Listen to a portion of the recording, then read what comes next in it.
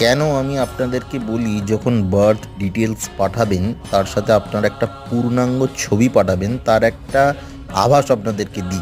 মানুষের মুখ হচ্ছে মনের আয়না। শুধুমাত্র মুখ বা শারীরিক বিভিন্ন অঙ্গ প্রত্যঙ্গ থেকে গ্রহদের অবস্থান সম্পর্কে অবগত হওয়া যায়। ঠিক যেরকম সমস্যা থেকে সমাধানে যাওয়া যায়, সমাধান থেকে সমস্যাতেও পৌঁছানো যায়। অবশ্যই তো জন্মছক বিচার্য, কিন্তু তার আগে আমি আপনাদেরকে বলবো কয়েকটি লক্ষণ। কোনো ব্যক্তির কপাল যদি সুন্দর হয় সেখানে বুঝবেন যে তার জন্মছকে রবি এবং বুধের সুপ্রভাব রয়েছে।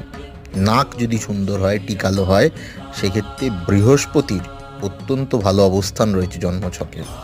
গাল যদি সুন্দর হয় সেক্ষেত্রে শুক্রের প্রভাব খুব ভালো রয়েছে। তার সাথে যদি স্কিন বা চামড়াও ভালো থাকে সেক্ষেত্রেও শুক্রের প্রভাবকেই দর্শায়। থুতনি এবং চুলের ওপরে রয়েছে শনির প্রভাব।